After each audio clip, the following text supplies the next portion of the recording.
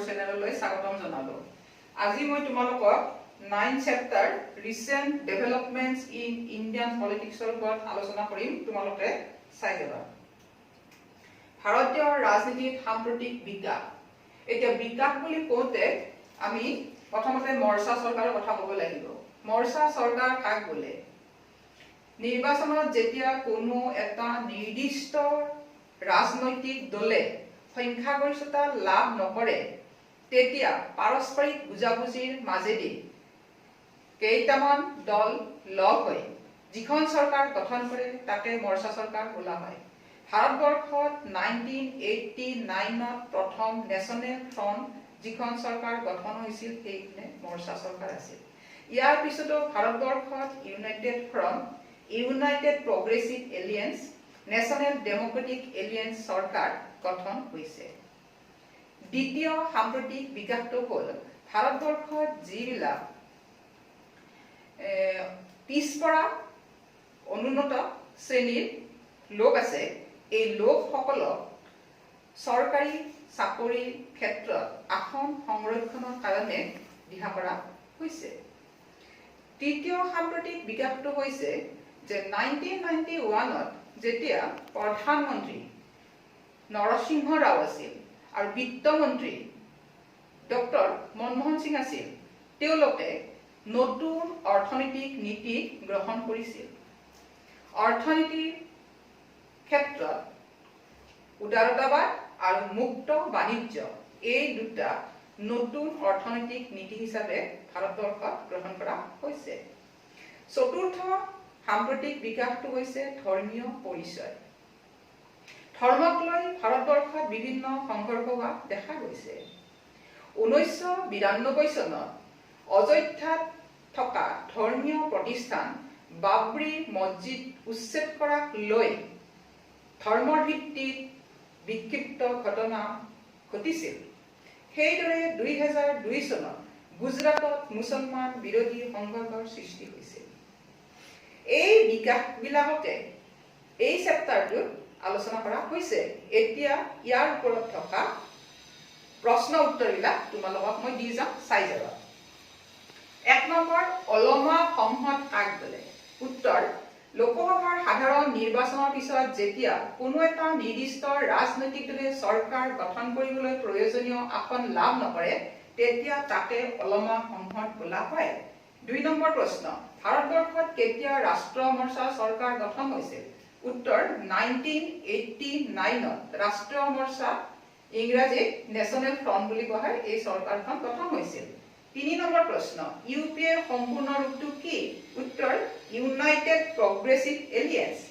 4 number প্ৰশ্ন, এনডিএৰ সম্পূৰ্ণ নাম কি? উত্তৰ, নেশ্যনেল ডেমক্ৰেটিক এলিয়েন্স। 5 নম্বৰ প্ৰশ্ন, ইউপিএ চৰকাৰখন কোনটো দলে নেতৃত্ব দিছে? উত্তৰ, কংগ্ৰেছ দলে। 6 নম্বৰ প্ৰশ্ন, এনডিএ চৰকাৰখনৰ কোনটো দলে নেতৃত্ব দিছে? উত্তৰ, ভাৰতীয় জনতা পাৰ্টিয়ে। 7 নম্বৰ প্ৰশ্ন, ভাৰতবৰ্ষত ঐক্য মৰ্চা ইউনাইটেড ফ্ৰণ্ট চৰকাৰ কেতিয়া গঠন হৈছিল? উত্তৰ, 1996 আৰু 1997ত ঐক্য মৰ্চা চৰকাৰ ভাৰতত গঠন হৈছিল।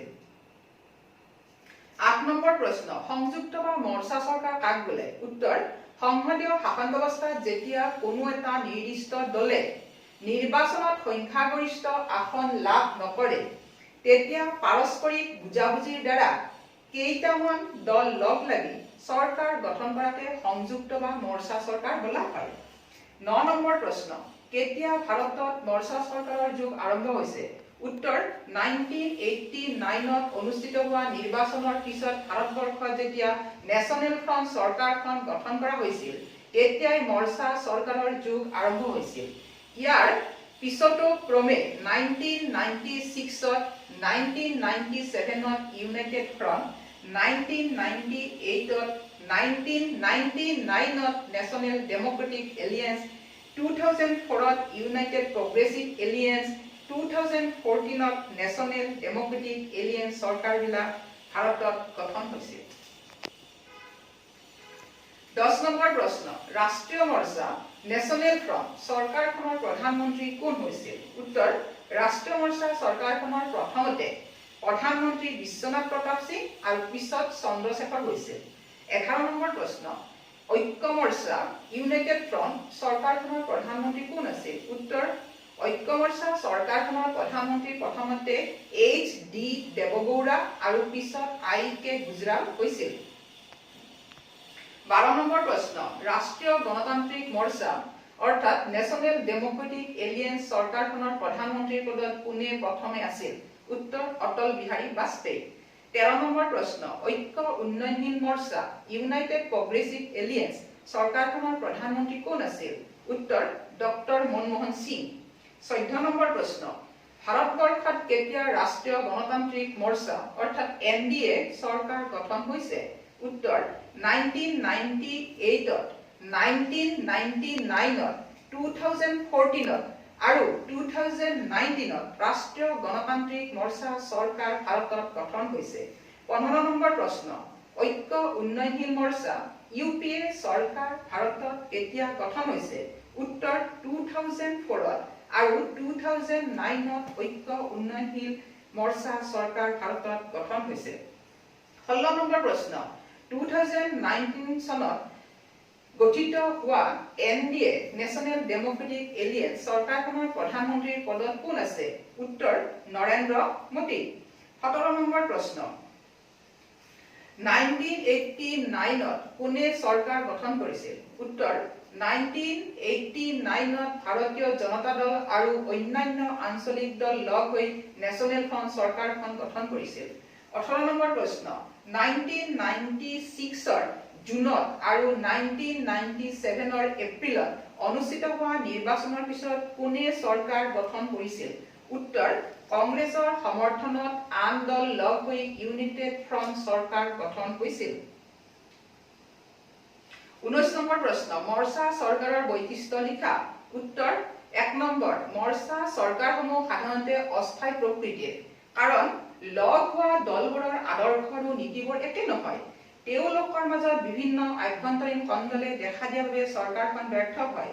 2 নম্বৰ, বহু বছৰ ধৰি কংগ্ৰেছ দলে ভাৰতবৰ্ষৰ প্ৰশাসন ব্যৱস্থাত প্ৰভাৱ বিস্তাৰ কৰি থকা সেই প্ৰভাৱ নোহোৱা কৰিবলৈ মৰ্চা চৰকাৰৰ আবিৰ্ভাৱ হৈছে।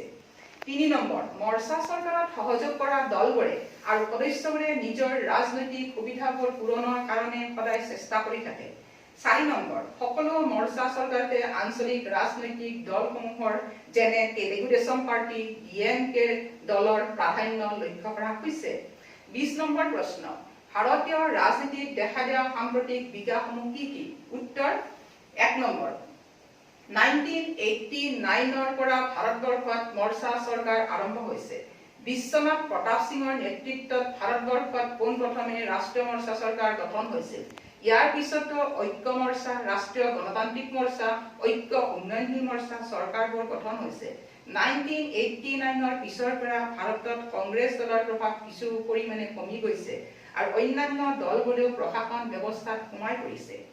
2 নম্বৰ, ভাৰতৰ ৰাজনৈতিক ক্ষেত্ৰত দেখা দিয়া আন এটা বিকাশ হৈছে অন্যান্য পিছপৰা শ্ৰেণীৰ উন্নতিৰ কাৰণে ৰাষ্ট্ৰীয় মৰ্চাৰ চৰকাৰে মণ্ডল আয়োগে আগবঢ়োৱা পৰামৰ্শাৱলী বাস্তৱায়িত কৰিবলৈ সিদ্ধান্ত গ্ৰহণ কৰিছিল।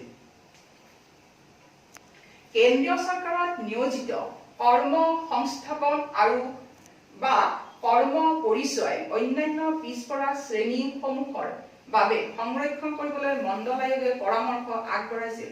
অৱশ্যে এই আসন সংৰক্ষণৰ ব্যৱস্থাটোৰ সমৰ্থক আৰু প্ৰতিবাদকাৰীসকলৰ মাজত বিবাদ সৃষ্টি হৈছিল, যাক মণ্ডল সমস্যা বুলি জনা যায়। 1989ৰ পৰৱৰ্তী কালৰ পৰিৱৰ্তনশীল ৰাজনীতিত এই মণ্ডল সমস্যাই গুৰুত্বপূৰ্ণ ভূমিকা লাভ কৰিছে। 3 নম্বৰ, বিভিন্ন ধৰণৰ চৰকাৰে গ্ৰহণ কৰা নতুন অৰ্থনৈতিক নীতিসমূহকো আমি ভাৰতীয় ৰাজনীতিত আন এটা বিকাশ বুলি ক'ব পাৰোঁ। নতুন অৰ্থনৈতিক সংস্কাৰ বা গঠনমূলক আঁচনিসমূহে ভাৰতৰ বিভিন্ন দিশত পৰিৱৰ্তন আনিছে। 1991ত প্ৰধানমন্ত্ৰী নৰসিংহ ৰাওৰ সৈতে সেই সময়ৰ বিত্তমন্ত্ৰী মনমোহন সিঙে নতুন অৰ্থনৈতিক নীতি গ্ৰহণ কৰিছে। অৰ্থনীতিৰ উদাৰীকৰণ আৰু মুক্ত বাণিজ্য এই দুটা নতুন অৰ্থনৈতিক নীতিৰ বৈশিষ্ট্য হিচাপে লোৱাত ভাৰতবৰ্ষত অৰ্থনৈতিক আৰু ৰাজনৈতিক ক্ষেত্ৰত আমূল পৰিৱৰ্তন হৈছে। 4 নম্বৰ, ভাৰতীয় ৰাজনীতিত দেখা দিয়া আকৌ এটা বিকাশ হ'ল ধৰ্মীয় পৰিচয়। ধৰ্মীয় পৰিচয় ৰাজনীতিয়ে ভাৰতত ধৰ্মনিৰপেক্ষতা আৰু গণতন্ত্ৰৰ বিষয়ত বিতৰ্কৰ সৃষ্টি কৰে। 1986 পিছত ভাৰতীয় জনতা দলে হিন্দুত্ব ৰাজনীতিৰ ওপৰত গুৰুত্ব আৰোপ কৰা দেখা গৈছে। 1992 ডিচেম্বৰ মাহত অযোধ্যাৰ ধৰ্মীয় প্ৰতিষ্ঠান বাবৰি মছজিদ উচ্ছেদ কৰা কাৰ্যৰ বিক্ষিপ্ত ঘটনাই ভাৰতবৰ্ষৰ ৰাজনীতিত বিভিন্ন পৰিৱৰ্তনৰ সূচনা আনি দিছে। 2002 ফেব্ৰুৱাৰী মাৰ্চ মাহতো গুজৰাটত মুছলমান বিৰোধী সংঘৰ্ষ হৈছে। 21 নম্বৰ প্ৰশ্ন, BAMCEF সম্পূৰ্ণ ৰূপটো কি? উত্তৰ, backward and minority classes employees federation. 22 number প্ৰশ্ন, BAMCEF কেতিয়া গঠন হৈছিল? উত্তৰ, 1978। 23 নম্বৰ প্ৰশ্ন, বহুজন সমাজ পাৰ্টি অৰ্থাৎ BSPৰ ওপৰত 14 টকা লিখা।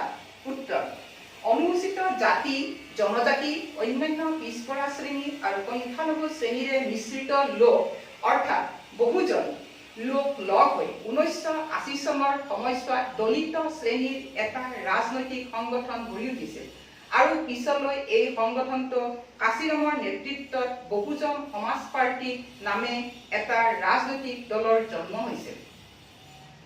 1989 অৰ্থাৎ 1989 আৰু 1991 চনৰ নিৰ্বাচনত উত্তৰ প্ৰদেশত দলিত শ্ৰেণীৰ ভোটাৰসকলৰ সমৰ্থনত এই বহুজন সমাজ পাৰ্টিটোৱে বৃহৎ সাফল্য অৰ্জন কৰিছে। 24 নম্বৰ প্ৰশ্ন, LTTEৰ সম্পূৰ্ণ ৰূপটো লিখা। উত্তৰ, লিবাৰেশ্যন টাইগাৰ্ছ অফ তামিলনাডু।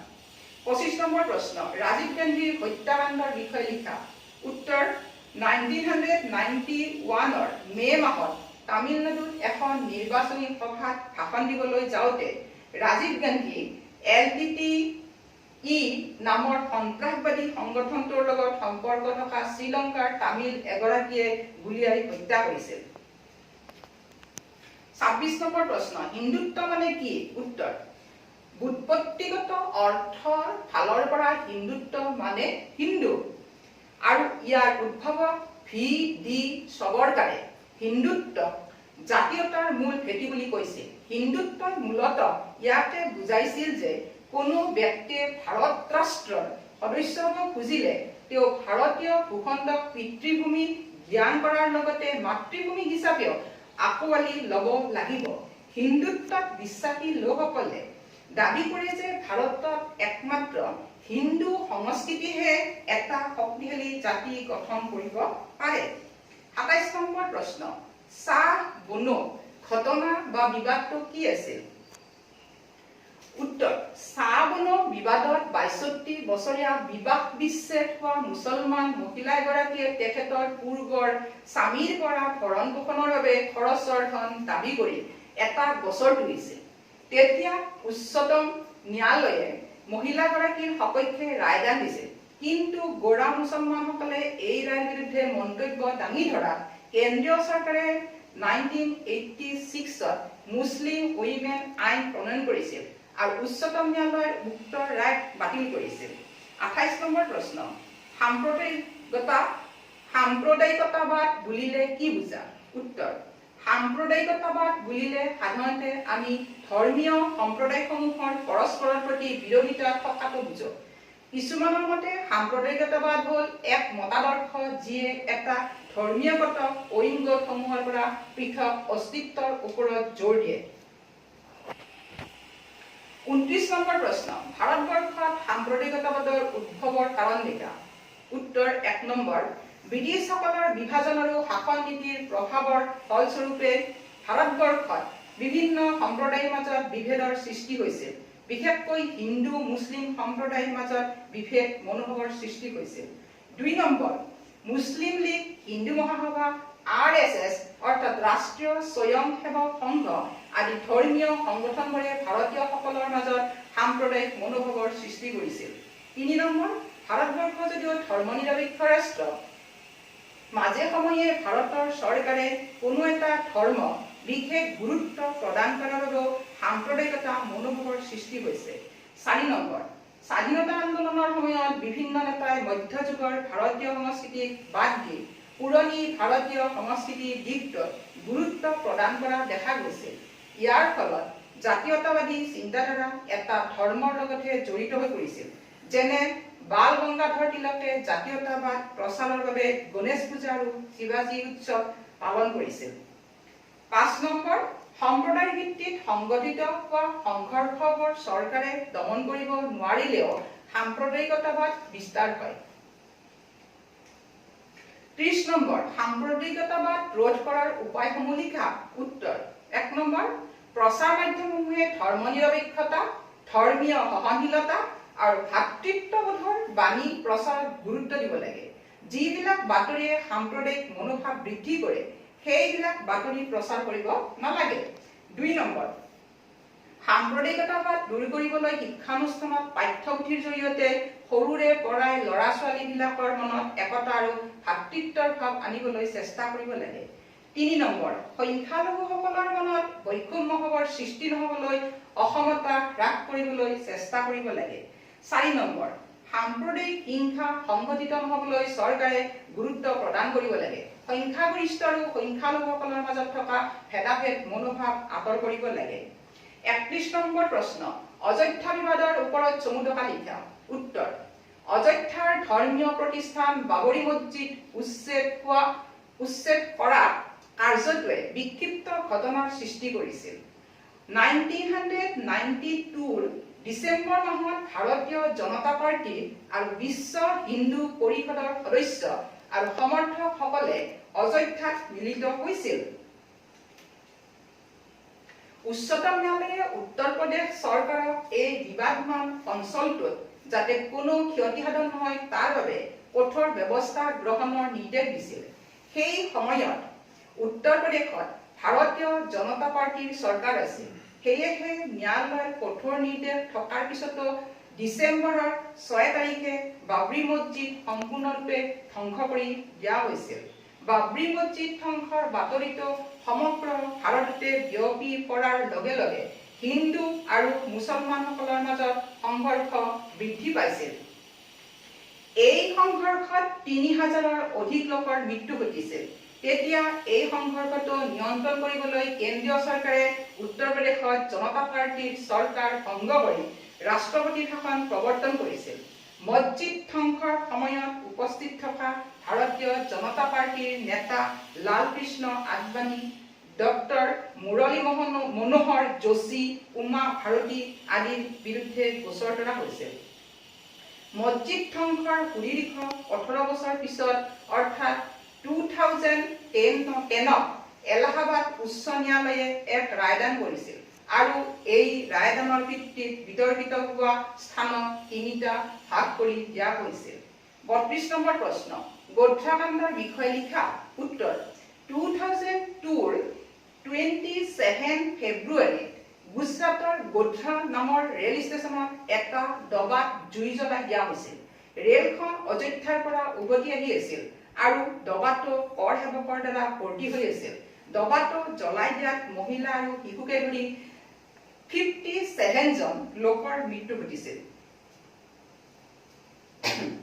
এই ডবা জ্বলাই দিয়া কাৰ্যটো মুছলমান সম্প্ৰদায়ৰ লোকৰ দ্বাৰা সম্পাদিত হোৱা বুলি সন্দেহ কৰি গুজৰাটৰ বিভিন্ন স্থানত মুছলমান লোকৰ ওপৰত অত্যাচাৰ চলোৱা হৈছিল। ইয়াৰ ফলত বহুতো মুছলমান সম্প্ৰদায়ৰ লোকৰ প্ৰাণহানি হৈছিল। সেই সময়তো গুজৰাটৰ ৰাজ্য চৰকাৰে নীৰৱ দৰ্শক হৈ আছিল। গুজৰাটৰ চৰকাৰখন পৰিচালিত হৈ আছিল ভাৰতীয় জনতা পাৰ্টিৰ দ্বাৰা। ভাৰতীয় জনতা পাৰ্টিৰ নেতা নৰেন্দ্ৰ মোদী, অটল বিহাৰী বাজপেয়ী বিশেষ সহায়ৰ হাত আগবঢ়োৱা নাছিল। সেয়েহে ৰাষ্ট্ৰীয় মানৱ অধিকাৰ আয়োগে এই হিংসাত্মক ঘটনাটোক নিয়ন্ত্ৰণ কৰিবলৈ চৰকাৰখন ব্যৰ্থ হৈছে বুলি সমালোচনা কৰিছিল। 33 নম্বৰ প্ৰশ্ন নতুন অৰ্থনৈতিক নীতিৰ বৈশিষ্ট্যসমূহ লিখা। উত্তৰ ভাৰতবৰ্ষৰ অৰ্থনীতিত থকা অপ্ৰয়োজনীয় ৰাষ্ট্ৰৰ নিয়ন্ত্ৰণ নোহোৱা কৰিবলৈ উদাৰীকৰণ নীতি গ্ৰহণ কৰিছে।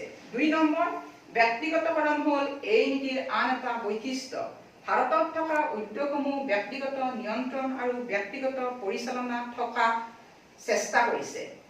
3 নম্বৰ, অৰ্থনীতিৰ ক্ষেত্ৰত বিশ্বায়ন হোৱাটো নতুন অৰ্থনৈতিক আঁচনি বিচাৰিছে।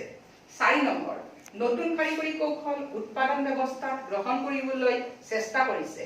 প্ৰযুক্তিবিদ্যা প্ৰয়োগ কৰিবলৈ চেষ্টা কৰিছে। 5 নম্বৰ, ৰাজহুৱা খণ্ডত থকা চৰকাৰী নীতিৰ পৰিৱৰ্তন কৰিবলৈ বিচাৰিছে। 6 নম্বৰ, নতুন অৰ্থনৈতিক নীতিয়ে বিত্তীয় খণ্ডৰ সংস্কাৰৰ বাবে বিভিন্ন কাৰ্যপন্থা গ্ৰহণ কৰিছে। এই কাৰ্যসমূহৰ ভিতৰত প্ৰত্যক্ষ ঋণ ব্যৱস্থাৰ বিলুপ্তি সাধন, বিদেশী বেংকৰ প্ৰতি উদাৰ আচৰণ, বেংকসমূহ অধিক স্বাধীনতা প্ৰদান কৰা ইত্যাদি। 34 নম্বৰ প্ৰশ্ন, নতুন অৰ্থনৈতিক নীতিৰ মূল্যায়নৰ সপক্ষে আৰু বিপক্ষে যুক্তি দাঙি ধৰা। উত্তৰ, সপক্ষে যুক্তি 1 নম্বৰ, যে ভাৰতত নতুন অৰ্থনৈতিক নীতি গ্ৰহণৰ পিছত অৰ্থনৈতিক উন্নতিৰ হাৰ বৃদ্ধি পাইছে। ভাৰতৰ লগতে এছিয়াৰ আন কিছুমান দেশ যেনে ছিংগাপুৰ, মালয়েছিয়া, হংকং, দক্ষিণ কোৰিয়া আদিতো অৰ্থনীতিৰ ক্ষেত্ৰত উন্নতিৰ হাৰ বৃদ্ধি পাইছে। 2 নম্বৰ, এই নীতিটো প্ৰয়োগ কৰাৰ পিছত ভাৰতবৰ্ষত থকা উদ্যোগ খণ্ডই পৃথিৱীৰ আন উদ্যোগ খণ্ডৰ লগত প্ৰতিযোগিতা কৰিবলৈ সাহসী হৈ উঠিছে। 3 নম্বৰ, ভাৰতবৰ্ষত থকা ৰাজহুৱা খণ্ডসমূহৰ উদ্যোগবোৰৰ কৰ্মদক্ষতা আগতকৈ বৃদ্ধি কৰিবলৈ চেষ্টা কৰা হৈছে।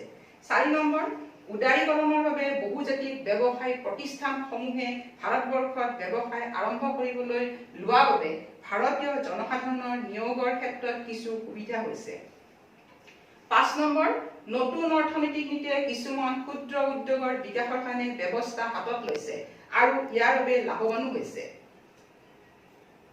বিপক্ষে যুক্তিসমূহ হ'ল: 1 নম্বৰ, নতুন অৰ্থনৈতিক নীতিয়ে কৃষি খণ্ডৰ ওপৰত গুৰুত্ব নিদিয়াৰ বাবে কৃষকসকলৰ অৱস্থা বেয়া হৈ পৰিছে। 2 নম্বৰ, ভাৰতৰ অৰ্থনীতিয়ে বিশ্ব বেংক আৰু আন্তঃৰাষ্ট্ৰীয় মুদ্ৰা নিধিৰ ওচৰত আত্মসমৰ্পণ কৰা যেন লাগিছে। 3 নম্বৰ, উদ্যোগসমূহত বিদেশী প্ৰযুক্তিবিদ্যা প্ৰয়োগ কৰাৰ বাবে থলুৱা অথবা স্থানীয় প্ৰযুক্তিবিদ্যাৰ বিকাশত ব্যৰ্থ হৈছে। 4 নম্বৰ, শিক্ষাৰ ক্ষেত্ৰতো ব্যক্তিগতকৰণ হোৱাৰ বাবে শিক্ষা ব্যৱস্থাটো ব্যয়বহুল হৈ পৰিছে আৰু দুখীয়া শ্ৰেণীৰ লোকৰ ল'ৰা-ছোৱালীয়ে সুশিক্ষা লোৱাৰ ক্ষেত্ৰত কেতিয়াবা অসুবিধাৰ সৃষ্টি হৈছে। 5 নম্বৰ, বিশ্বায়নৰ ফলস্বৰূপে সমাজৰ উচ্চ স্তৰৰ লোকসকলে বেছিকৈ ভোগ কৰিবলৈ সুবিধা পাইছে আৰু তেওঁলোকে লাভৱান হৈছে। আনহাতে নিম্ন স্তৰৰ লোকসকলে কিছুমান সুবিধাৰ পৰা বঞ্চিত হৈছে। ইয়াৰ ফলস্বৰূপে ধনী দুখীয়াৰ মাজত ব্যৱধান আহিছে। 35 নম্বৰ প্ৰশ্ন, বৃদ্ধিশীল ঐক্যমত মানে কি বুজা গৈছে? উত্তৰ, প্ৰথমতে, ভাৰতবৰ্ষত যদিও বহুবোৰ দল আছে, কিছুমান ক্ষেত্ৰত এই দলবোৰৰ মাজত ঐক্যমতৰ সৃষ্টি হোৱা দেখা যায়। যেনে নব্য অৰ্থনৈতিক আঁচনি গ্ৰহণৰ ক্ষেত্ৰত বেছিভাগ দলেই চৰকাৰক সমৰ্থন কৰিছিল, কাৰণ সমৰ্থন কৰা দলবোৰে ভাবিছিল যে এই নতুন আঁচনিয়ে দেশখনৰ অৰ্থনৈতিক বিকাশ সাধন ঘটাব আৰু বিশ্বৰ দৰবাৰত দেশখনক অৰ্থনৈতিক ক্ষেত্ৰত এক উচ্চস্তৰীয় মৰ্যাদা প্ৰদান কৰিব। দ্বিতীয়তে, দেখা গৈছে যে দেশ প্ৰশাসনৰ ক্ষেত্ৰত ৰাজ্যিক পৰ্যায়ৰ আঞ্চলিক ৰাজনৈতিক দলবোৰে ৰাষ্ট্ৰীয় পৰ্যায়ত অংশগ্ৰহণ কৰিবলৈ সক্ষম হৈছে। ৰাজ্যিক পৰ্যায় আৰু ৰাষ্ট্ৰীয় পৰ্যায়ৰ দলবোৰৰ মাজত পাৰ্থক্য কমি আহিছে। তৃতীয়তে, দলবোৰে নিজ নিজ দলীয় আদৰ্শ একলীয়া কৰি ক্ষমতা লাভৰ বাবে আকৃষ্ট হৈ পৰিছে। ৰাষ্ট্ৰীয় গণতান্ত্ৰিক মৰ্চাত থকা ভালেসংখ্যক দলে ভাৰতীয় জনতা দলৰ হিন্দুত্ব মতাদৰ্শ সমৰ্থন নকৰিলেও এই দলটোৰ সৈতে মিত্ৰ হৈ চৰকাৰ গঠন কৰিছে। আজি এইখিনিতে এই অধ্যায়টোৰ প্ৰশ্ন উত্তৰ শিতানটো মই শেষ কৰিলো। ধন্যবাদ।